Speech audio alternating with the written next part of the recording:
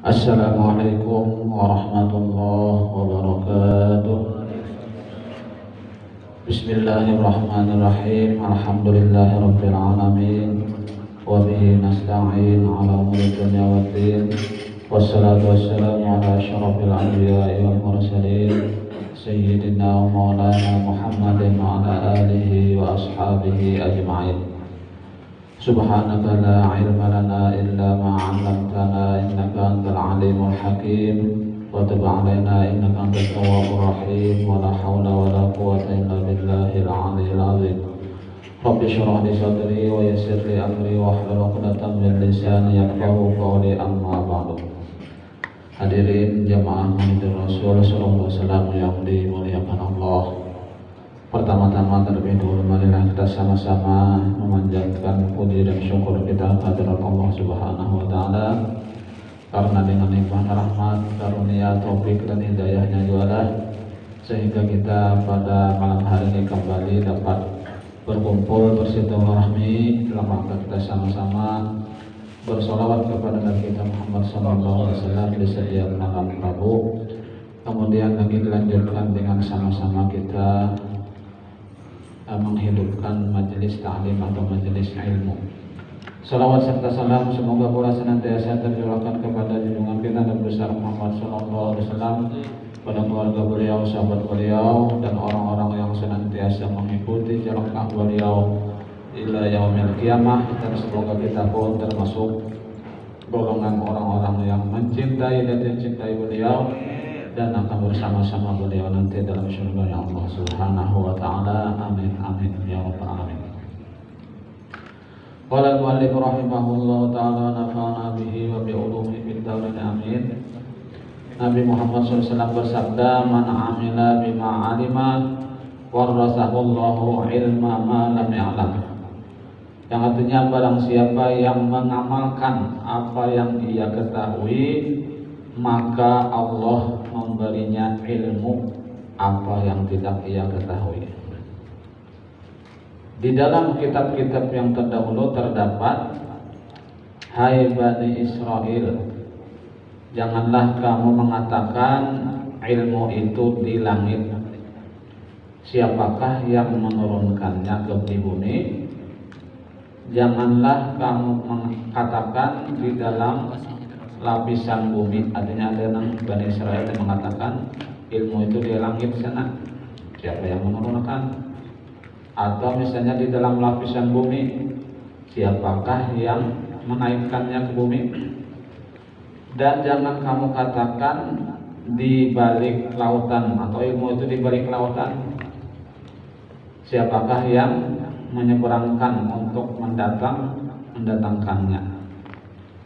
Ilmu itu dijadikan di dalam hatimu, maka berkesopananlah di hadapanku dengan kata kesopanan ahli ruhani, dan berbudi pekertilah dengan budi pekerti orang-orang yang jujur. Maka oleh Allah aku tampakkan ilmu di dalam hatimu sehingga ilmu itu menutupi dan meliputimu. Sahal bin Abdullah At-Tustari rahimahullah berkata, para ulama, para ahli ibadah dan orang-orang yang zuhud dari dunia sedang hati mereka tertutup dan tidaklah terbuka kecuali hati orang-orang yang jujur dan orang-orang yang mati syahid. Kemudian ia membaca firman Allah SWT, wa indahu mafatihul ghaibi la ya'lamuha illahu. Al-An'am 59, yang artinya, dan di sisinya kunci-kunci gaib di mana tidak ada yang mengetahuinya kecuali Dia.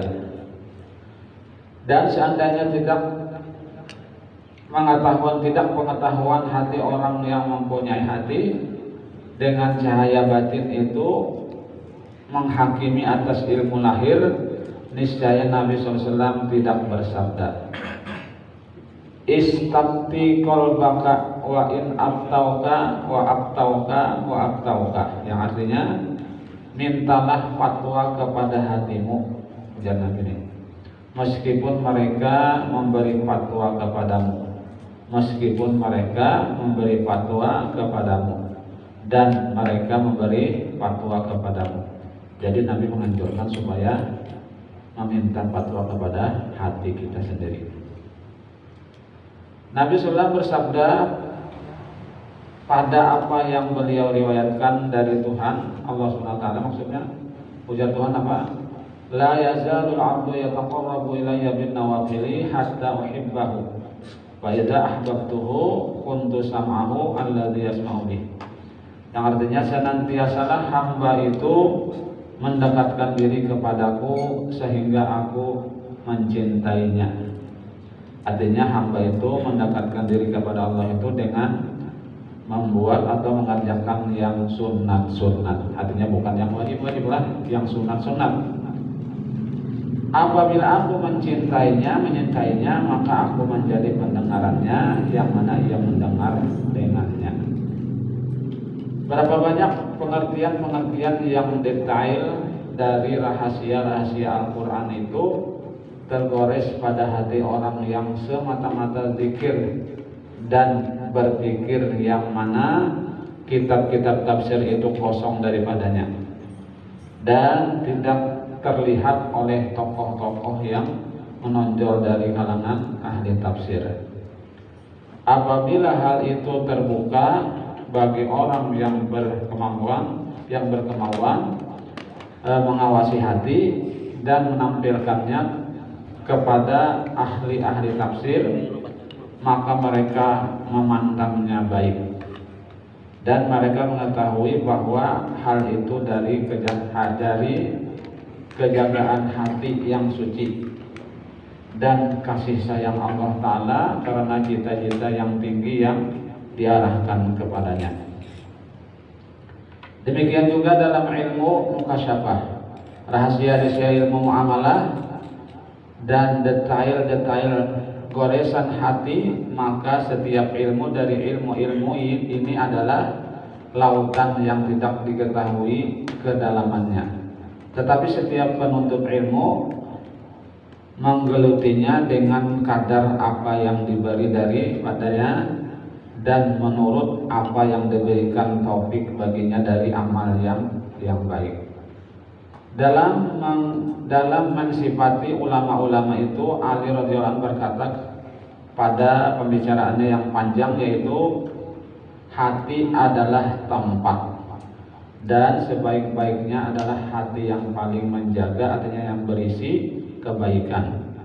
Manusia itu ada tiga macam, yaitu orang alim yang ahli ilmu ketuhanan, dua orang belajar di jalan keselamatan, tiga orang rendahan yang mengikuti setiap orang yang berteriak. Mereka condong bersama setiap angin. Mereka tidak mengambil penerangan dengan cahaya ilmu dan tidak berlindung kepada tiang yang terpercaya. Ilmu itu lebih baik daripada harta. Ilmu itu memelihara kamu, sedangkan kamu memelihara harta. Ilmu itu bertambah dengan diinfakkan, dibelanjakan, sedangkan harta itu berkurang dengan dibelanjakan. Ilmu itu agama yang dipakai untuk beragama, yang dipakai untuk menjalankan ketaatan di masa hidupnya, yang menjadi pembicaraan yang baik sesudah ia mati. Ilmu adalah hakim, sedangkan harta adalah yang dihukumi. Kegunaan harta itu hilang dengan hilangnya harta. Penyimpan harta itu mati padahal mereka masih hidup, sedangkan orang-orang yang berilmu itu tetap kekal. Selama masa itu tetap kekal, belum kiamat. Kemudian Ali bernapas sambil menarik ke atas dan berkata, sesungguhnya di sini terdapat ilmu yang banyak.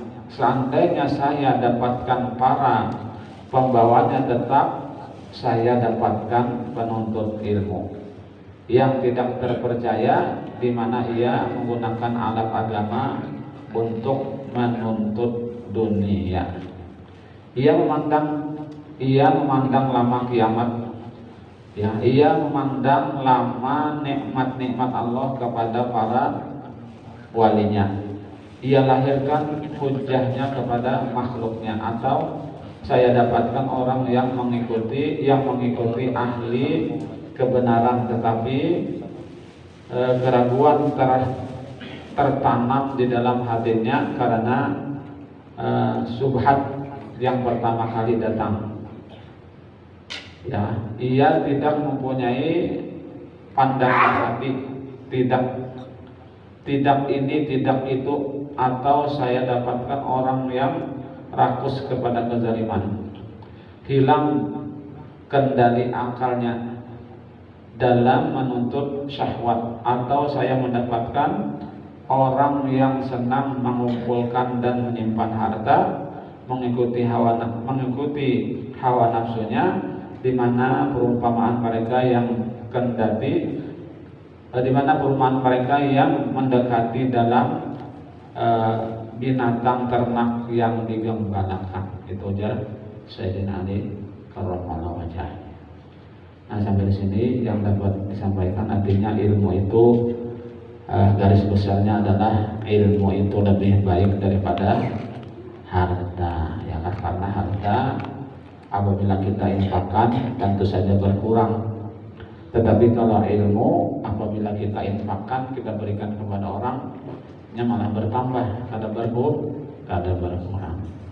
Demikian yang dapat disampaikan, mudah-mudahan ada manfaatnya, dan mudah-mudahan Allah SWT mengampuni segala dosa-dosa kita, dosa kedua orang tua kita, guru-guru kita, jalan tetangga kaum muslimin dan muslimat, dan mudah-mudahan Allah SWT mematikan kita dalam keadaan husnul khotimah,